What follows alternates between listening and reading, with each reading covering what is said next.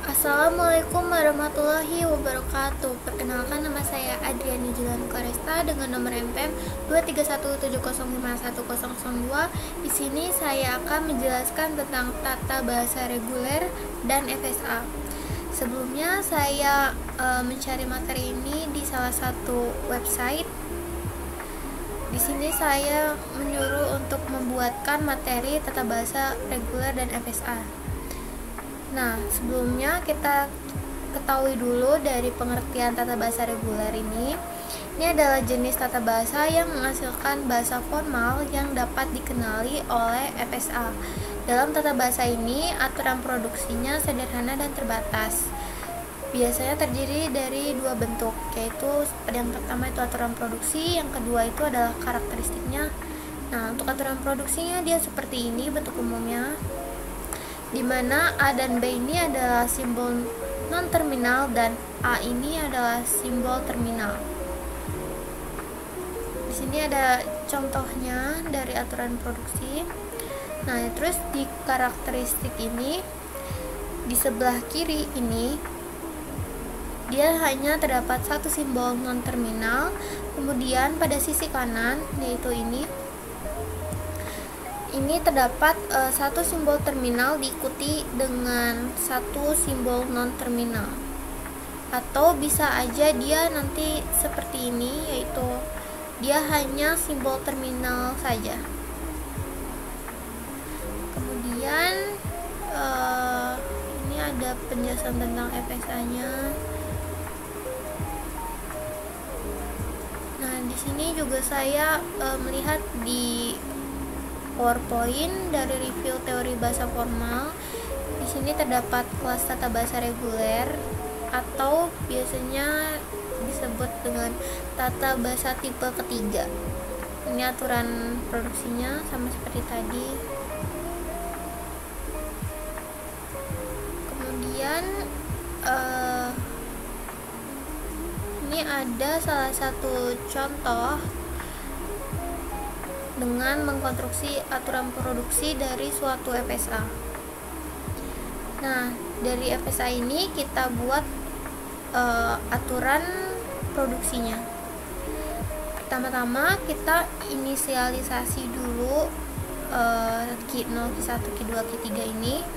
Dengan Q0 ini dia sebagai S, kemudian Q1 ini sebagai E, Q2 ini sebagai A, Q3 ini sebagai B, dan Q4 ini tidak perlu diinisialisasi.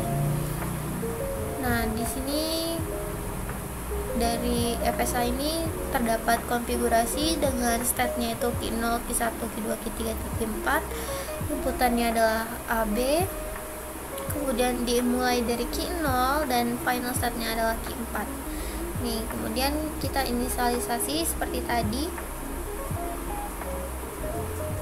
Nah, kemudian kita lihat dari FSA ini menjadi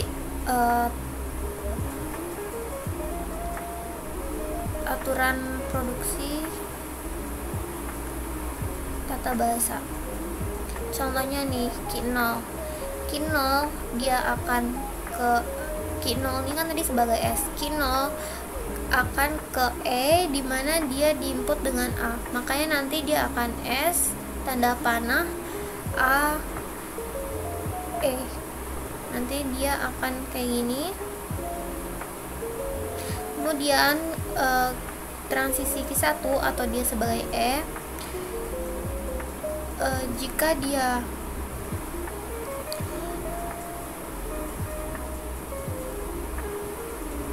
nih, karena dia epsilon atau string kosong, maka dia akan otomatis ke state berikutnya. Jadi di sini nanti dia bentuk tata bahasanya yaitu E tanda panah atau menghasilkan state-nya yaitu A. Kemudian di sini nanti dia ada dua kondisi. Jadi di situ E tanda panah atau menghasilkan A, terus dia ada tegak lurus yang biasanya disebut atau. dimana E ini menghasilkan B juga. Nanti dia akan kayak gini. Di sini nanti biasanya di sini E menghasilkan A, terus di sini nanti ada tegak lurus, atau maka E menghasilkan B. Nah, selanjutnya kita lihat yang bagian A ini. Di A ini dia jika inputan A, maka dia akan ke A, dan atau A ini menghasilkan B, yaitu fungsi transisinya aja. Ini dia ada dua, yaitu A menghasilkan A dimana inputannya adalah A, kemudian A menghasilkan inputan B seperti ini. Kemudian yang ketiga ini dia juga sama, akan balik ke ketiga atau kita inisialisasi sebagai B, maka B menghasilkan B dimana inputannya B, kemudian B menghasilkan fungsi transisi B ini. Nah, nanti dia akan seperti ini.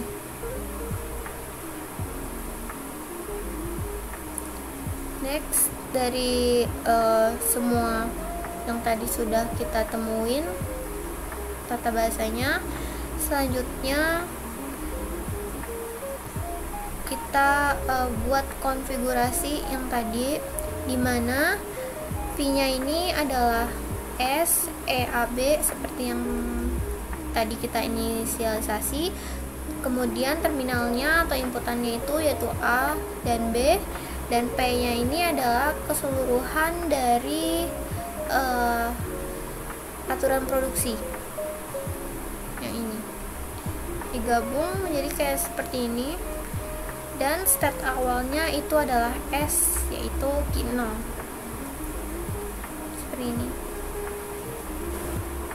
Lanjut ke contoh berikutnya. Ini juga ada salah satu contoh dari PPT aturan produksi FSA, dimana di sini Q0 diinisialisasi sebagai S,